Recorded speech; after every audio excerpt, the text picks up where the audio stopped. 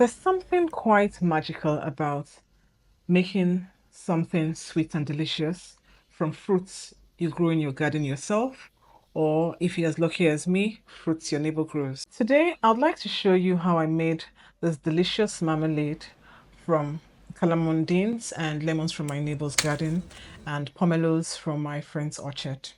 If we haven't met before, my name is June. I'm a plant and gardening content writer living in Lagos, Nigeria.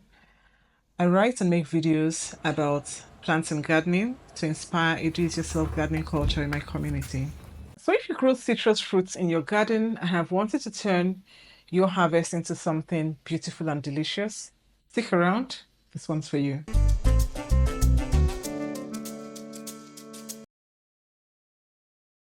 Pomelo. I got this one from my friend's orchard. I like using pomelos in my marmalade because they're easier to process. These ones are seedless, so I don't have to worry about seeds.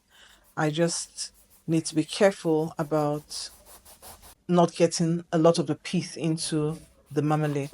The pomelos contain a lot of pith. That's this white substance that you find here. And I don't think I've quite got the hang of processing pomelos. I think the trick is to not cut across the segments, but I'm just doing the best I can. And I would avoid as much pith as possible.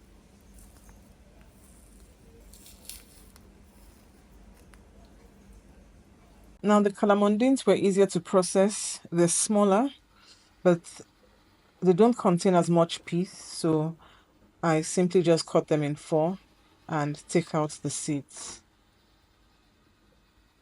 The rind is quite loose. I can separate the rind from the pulp, but I use the pulp in the marmalade as well. And this is what it looks like once it's processed. Now it's safe for me to use the rind from the calamondin and lemons from my friend's garden because she doesn't use synthetic pesticides. We use neem oil on the citrus plants. When I'm spraying my garden with neem oil, I spray hers too. So the lemon rind is thinner. It's more difficult to get out. So I'm using this grater to grate it out without getting too much of the pith. Now, I also found that the lemons were quite juicy. So rather than use water in the marmalade, I juiced the lemons first and measured out the juice and used that and used a little water. So the other way around from what the recipe called for, where you asked to use water and then a bit of the lemon juice. So I used more lemon juice. I've also used orange juice before and it turned out very well. So sometimes I make marmalade with 4 citrus fruits. So you use the juice of oranges or lemons or lime if you like. So whatever is easier to get the juice out of, that's what I like to use for in place of water. Ingredients are ready: lemon zest, the fruits, lemon juice, and sugar. I'm using the recipe I found online for orange marmalade. I adapted it. I'll leave a link in the description so you can follow the recipe or adapt it for your own circumstances.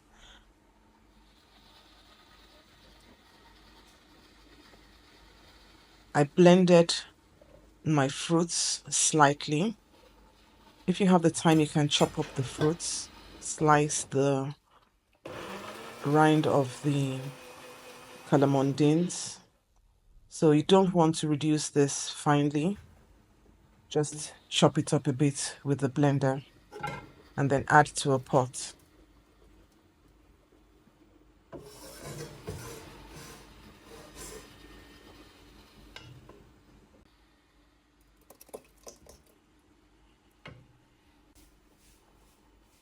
I added the lemon zest. Then I added the sugar.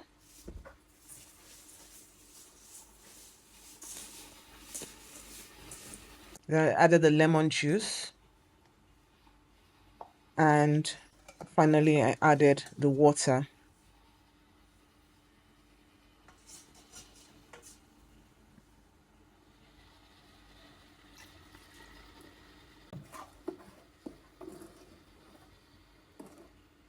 Once it started to boil, I set a timer for 30 minutes.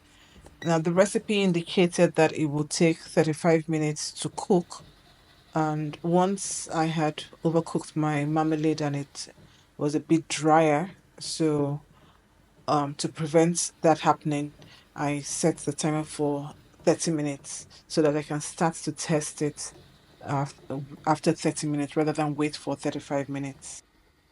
Here it is after boiling for about 10 minutes.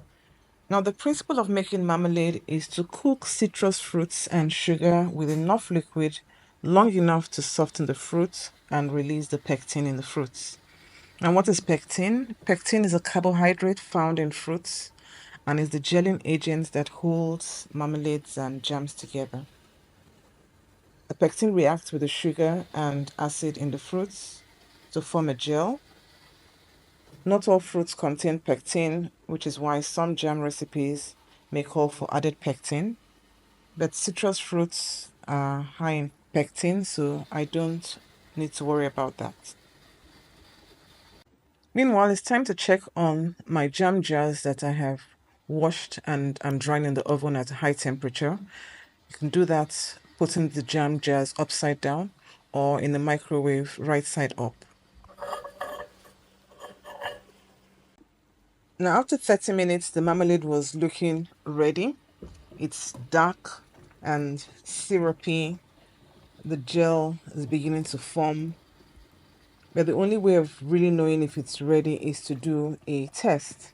Now, my whole house is filled with the aroma, the sweet aroma of citrus marmalade.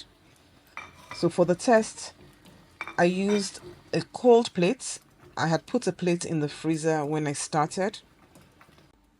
So I put a bit of the marmalade on the cold plate and watched. It's supposed to be firm and not run off the plate, but this was running off the plate, so it's not quite ready yet. I gave it 5 more minutes. 5 minutes later, and the marmalade was certainly thicker and darker. And so I repeated the test again with a cold plate. And as you can see, this did not run off the plate. So I knew my marmalade was ready. I bottled the marmalade immediately I took it off from the fire. You have to do that while it's still hot because otherwise the marmalade starts to set. So you want it to set in your jars so it looks nice and presentable, not clumpy. So I have these small containers which I call testers. These are the ones I give to friends whom I'm not sure really like marmalade. I don't want to give them a whole bottle and then it goes to waste. And so I covered my marmalade with the cover just and let the cover slant a bit.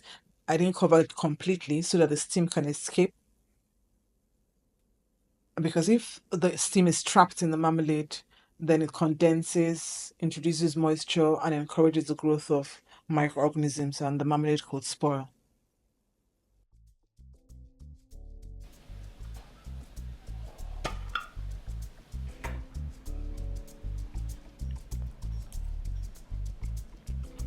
The marmalade is sweet.